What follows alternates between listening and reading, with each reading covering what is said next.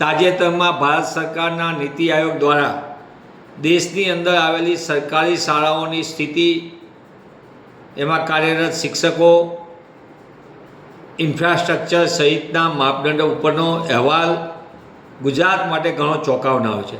ગુજરાતની અંદર જે રીતે વિદ્યાર્થીઓનો ડ્રોપ આઉટ વધી રહ્યો છે, ખાસ કરીને સેકન્ડરી એજ્યુકેશન એટલે માધ્યમિક પછીનો, એ આપણા સૌના માટે ચિંતાનો વિષય છે. સાથોસાથ ગુજરાતમાં 2936 શાળાઓ એવી છે જેમાં 1 લાખ કરતાં વધુ વિદ્યાર્થીઓ અભ્યાસ કરે, પણ એમને ભણાવનાર માત્ર એક શિક્ષક છે. એટલે કે કેવી રીતે સ્થિતિ આખી એ શિક્ષકની મનોસ્થિતિ કેવી રીતે અને વિદ્યાર્થીઓનો અભ્યાસ કેવી રીતે થતો છે એ આપણા સૌના માટે ચિંતાનો વિષય છે.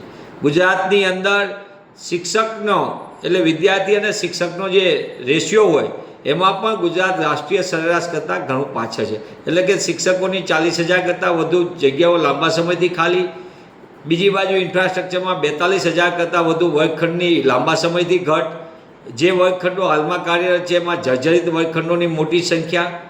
એટલે કે સમગ્ર વ્યવસ્થામાં કરોડો રૂપિયાના બજેટની ફાળવણી કરીને મોટા મોટા આંકડા દેખાડનાર ભાજપ સરકારમાં શિક્ષણ સતત કથળતું જાય, ખાસ કરીને સરકારી શાળાઓનું, એ આપણા સૌના માટે અતિ ચિંતાનો વિષય છે. સરકાર વાતો ઘણી કરે છે, પણ જે રીતે ગુજરાતમાં 5,612 શાળાઓને તાળા મારવાનું પાપ પણ સરકાર કરવા જઈ રહી છે.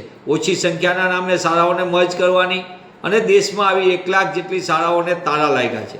તેવા સંજોગોની અંદર ગુજરાતમાં જે શિક્ષકોની મોટા પાયે ખાલી જગ્યા, મોટા પાયે વર્ગખંડોની ખાલી જગ્યા અને સરકારની નીતિને નિયત સામે સૌથી મોટા પ્રશ્નાર્થ એ થાય કે ખાસ કરીને જો શાળાઓ જ ગ્રામ્ય વિસ્તારમાં બંધ થતી હોય, શિક્ષકોની જ મોટા પાયે કમી હોય, તો આની અસર સીધી ગ્રામ્ય વિસ્તારના શિક્ષણ ઉપર મોટા પાયે પડે છે અને ખાસ કરીને દીકરીઓના શિક્ષણ ઉપર સૌથી મોટી ચિંતાનો વિષય છે.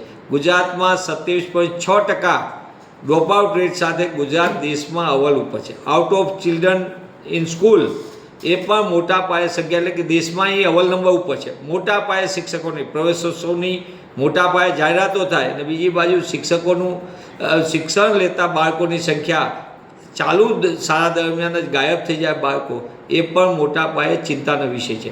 તેવા સંજોગોમાં કોંગ્રેસ પક્ષ તરીકે અમે માંગ કરીએ છીએ કે રાજ્યના શિક્ષણ વિભાગ, જે ભ્રષ્ટાચારનું એપી સેન્ટર છે, એ ખાલી કાગળ ઉપર પરિપત્રો કરવાને બદલે વાસ્તવિક સ્થિતિ જોવે, શિક્ષકોની મોટા પાયે ઘટ ઘટાડવા માટે તાત્કાલિક ભરતીની વ્યવસ્થા કરે, વર્ગખંડોની લાંબા સમયથી ઘટ છે તો એનું નાણાકીય રીતે જોગવાઈ કરીને તાત્કાલિક એની વ્યવસ્થા ઊભી થાય, તે દિશામાં નક્કર કામગીરી થાય.